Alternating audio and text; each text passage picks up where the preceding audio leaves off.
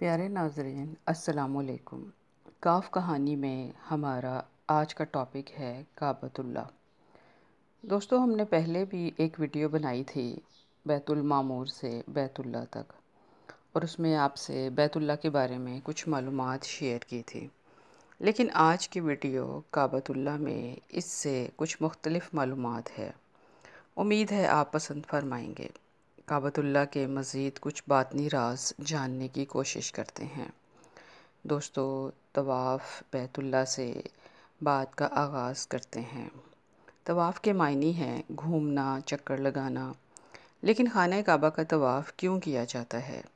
آسمان پر بیت المعمور پر فرشتے اللہ تعالیٰ کے گھر کا طواف کرتے ہیں، لیکن سوچنے کی بات یہ ہے کہ جب اللہ کے گھر میں حاضری دیں تو وہ اپنے آنے والے مہمان کو اپنے گھر کے گرد چکر لگانے کا کیوں فرماتے ہیں؟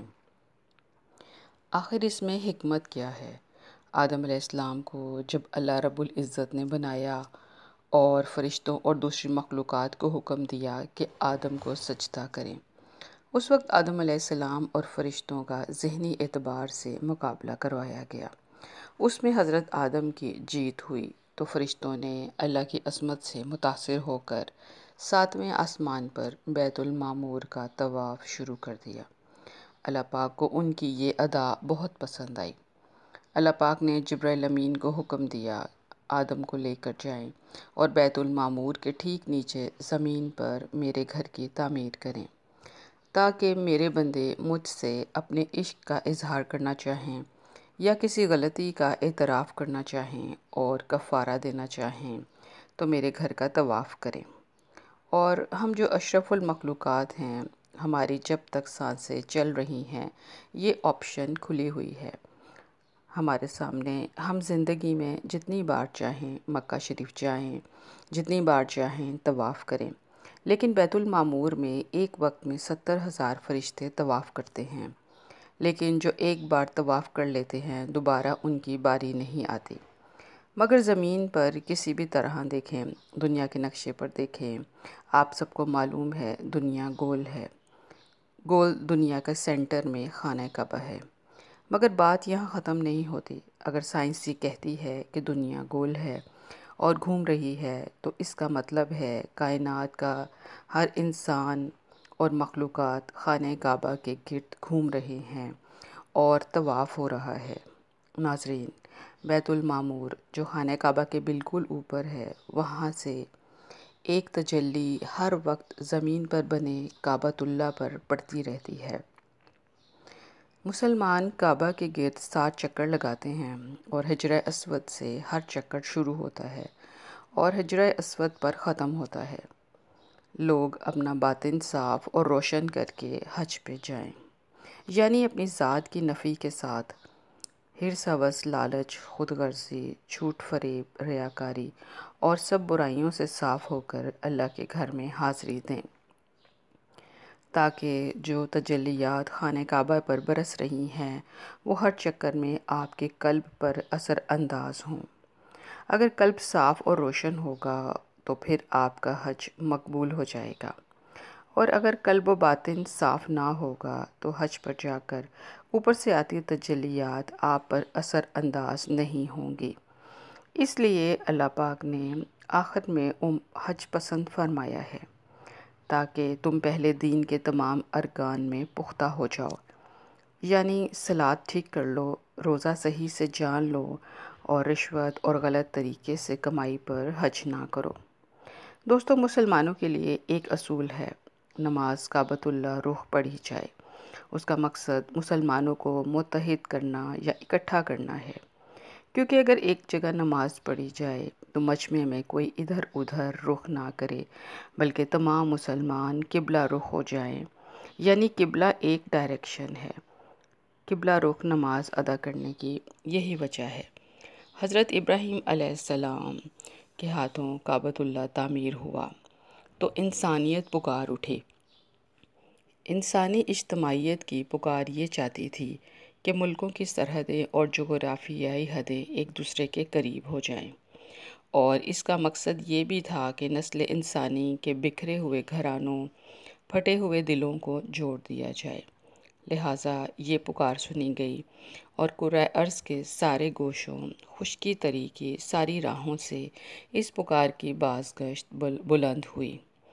انجن اور بجلی کے برق رفتار سواریوں کے ذریعے نہیں، بلکہ دل کے اعتقاد اور روح کے ایمان کے ذریعے اس کی پکار ہر کسی نے سنی، اور اس کی پکار کا جواب سب کی زبانوں سے نکلا۔ یہ حضرت آدم علیہ السلام کی پکار تھی۔ یہ فریضہ حج کی منادی تھی جس نے ملکوں کو اکٹھا کر دیا، قوموں کو جوڑ دیا اور نسل، زبان اور مکان کے سارے تفرقے دور کر دیے۔ گوروں کو کالوں کے ساتھ، بادشاہ اور فقیروں کو ایک ساتھ، ایک ہی لباس میں، ایک ہی مقام پر اور ایک ہی ایمان و اعتقاد کے ساتھ ایک ہی جگہ پر اکٹھا کر دیا۔ انسانوں کے بنائے سارے امتیازات مٹ گئے۔ اتنے برس سے زیادہ عرصہ گزر گیا۔ یہ دنیا یہی نظارہ دیکھتی ہے۔ مختلف بولیاں بولنے والے، مختلف رنگ و نسل کے لوگ سمندروں کو عبور کر کے، پہاڑوں کو طے کر کے اور کئی کئی دنوں کی مسافت طے کر کے حجاز مقدس کی سرزمین پر پہنچتے ہیں۔ کیا دنیا میں اس سے بڑھ کر کوئی منظر ہے؟ یہ انسانی اجتماع کی ایک حیرت انگیز مثال ہے۔ جب حضرت ابراہیم علیہ السلام کو حضرت اسماعیل علیہ السلام کے قربانی والے واقعے سے اللہ پاک راضی ہو گئے، تب اللہ پاک نے خوش ہو کر حضرت ابراہیم سے فرمایا، اب آپ کو دنیا کی امامت عطا ہوگی۔ اللہ پاک نے فرمایا، اب آپ اس بات کے اہل ہو گئے ہیں کہ دنیا کی امامت آپ کو سونپ دی جائے۔ پھر ان باپ بیٹے نے اسلام کا وہ مرکز تعمیر کیا جو آج کعبۃ اللہ کے نام سے ساری دنیا میں مشہور ہے۔ یہ عمارت عام مسجد کی طرح عبادت گاہ نہ تھی، بلکہ اول روز سے ہی اسے دین اسلام کی عالمگیر تحریک کا مرکز قرار دیا گیا، تاکہ ایک اللہ کی عبادت کرنے والے ہر جگہ سے کھینچ کھینچ کر یہاں جمع ہوا کریں اور اللہ کی عبادت اور دین اسلام کا پیغام لے کر اپنے اپنے ملکوں میں واپس جا کر پرچار کریں۔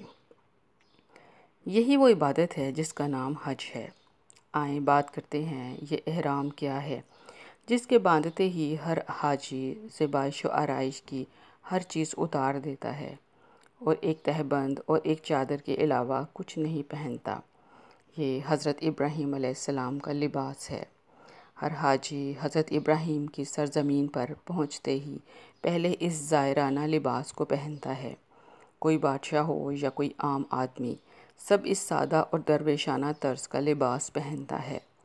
حاجی اپنی نیاز مندیوں اور والہانہ عقیدتوں کے ساتھ منزل بہ منزل کوچ کرتا ہوا طواف تک پہنچتا ہے اور کئی بار طواف کرتا ہے۔ اس طواف میں بار بار چکر لگانے سے وہ چاہت اور محبت کی پرانی رسم پوری کرتا ہے اور اس کے بعد مقام ابراہیمی کی سلامی 2 رکعت ادا کرتا ہے اور یہ اقرار کرتا ہے کہ یوں ہی اپنے مالک کی فرما برداری میں دوڑتا رہوں گا اور کوتاہی نہیں کروں گا۔ حج پر جائیں تو کسی بھی دروازے سے جب حرم میں داخل ہوں تو جھروکوں سے اللہ کے گھر کا دیدار ہوتا ہے۔ جو ہی اللہ کے گھر کا دیدار ہوتا ہے، یعنی جب پہلی نظر کعبۃ اللہ پر پڑتی ہے تو دل کی جو کیفیت ہوتی ہے، پتھر سے پتھر دل موم ہو جاتا ہے اور پاش پاش ہو جاتا ہے۔ جو آگے بڑھتے ہیں ایسا محسوس ہوتا ہے کہ نہ کوئی بندہ رہا اور نہ کوئی بندہ نواز۔ آنکھیں کعبۃ اللہ پر جم جاتی ہیں اور ادھر ادھر ہٹنے کا نام نہیں لیتی اور عشق و مستی چھا جاتی ہے۔ پھر 7 چکر لگائے جاتے ہیں، لیکن سوال یہ ہے کہ 7 چکر ہی کیوں؟ 7 چکر مبارک بھی ہیں اور متبرک بھی۔ اسلامی تعلیمات اور روایات میں بھی 7 کا ہندسہ بڑی اہمیت کا حامل ہے۔ حتیٰ کہ اونٹ اور گائے کی قربانی میں بھی 7 ہی حصے ہوتے ہیں۔ یہ فلسفہ بھی ہے اور حکمت بھی ہے جسے اللہ تعالیٰ بہتر جانتے ہیں۔ انشاءاللہ آئندہ بھی کبھی اس ٹاپک پہ تفصیلی بات ہوگی۔ دوستو، اللہ والے فرماتے ہیں، حج مقبول ہونا کیا ہے؟ جب عاشق اپنے محبوب سے مل جائے، یہی حج مقبول ہونے کی علامت ہے۔ اگر حاجی اپنے دل میں نور ایمان رکھتا ہے، روح میں عشق خدا اور عشق رسول صلی اللہ علیہ وسلم رکھتا ہے، تو اس کو طواف کعبہ میں 1 سے 7ویں پھیرے میں 7 طبق کا جلوہ نظر آتا ہے۔ دوستو، سنگ اسود بھی ایک منزل ہے، ایک راز ہے جسے اللہ والے، فقیر یا برگزیدہ ہستیاں دیکھ سکتی ہیں، جو طواف کعبہ کے ساتھ ساتھ دل کی آنکھ سے بھی کام لیتے ہیں۔ عاشق اپنے محبوب سے مل جائے، یہی حج مقبول ہے۔ اس عاشق کا حج ہوا جسے اللہ کا جلوہ ملا۔ دوستو، دل قابو میں کر لینا حج کرنے سے زیادہ مفید ہے۔ جب کعبہ شریف کا طواف ہوتا ہے، پچھلے گناہ معاف ہو جاتے ہیں، لیکن یہ ضمانت نہیں کہ ہمیشہ کے لیے بندے کی حفاظت شروع ہو گئی۔ لیکن اگر ہمیشہ کے لیے سیدھا رستہ چاہتے ہو تو دل پر بھی کام کرنا ہوگا۔ حج کر کے آپ حاجی تو کہلاؤ گے، مگر حاجی کہلوانے کے بعد بھی حاجی محفوظ نہیں۔ لیکن دل پاک ہونے کے بعد کعبہ کی حقیقت کو رب العالمین سے قرب و انسیت دینے والا نور جب مومن کے دل میں اترتا ہے اور اس دل کو عرش اللہ بناتا ہے، تو یہ بندہ مومن بھی ہوا اور ولی اللہ بھی ہوا اور محفوظ بھی ہو گیا۔ مولانا رومی فرماتے ہیں، کعبے کا طواف کر کے پچھلے گناہ تو معاف کروا لیے، لیکن آئندہ کی ضمانت تو نہ ملی۔ اور اگر دل پاک ہو تو اللہ کے ولی بن گئے، اللہ کے دوست بھی بن گئے اور آئندہ کی ضمانت بھی مل گئی۔ اس لیے دل قبضے میں رکھو اور اللہ کی طرف متوجہ ہو جاؤ۔ آنکھ، قدم، وجود سب اللہ کے مطابق ہیں، گویا ریموٹ دل ہے، اور اسے قابو میں رکھو گے تو ہمیشہ صحیح سمت چلو گے۔ دل پاک ہے تو روح پاک ہے، اگر دونوں پاک ہو گئے تو پھر صبح و شام نور کی برسات ہوگی۔ پھر مومن بولتا ہے تو نیکی لکھی جاتی ہے، سوچتا ہے تو نیکی لکھی جاتی ہے، اور ہر طرف خیر ہی خیر ہو جاتی ہے۔ دوستو، آئندہ بھی کاف کہانی کے کسی دوسرے ٹاپک پر بات ہوگی انشاءاللہ۔ مجھے سننے کا بہت شکریہ۔ اللہ حافظ۔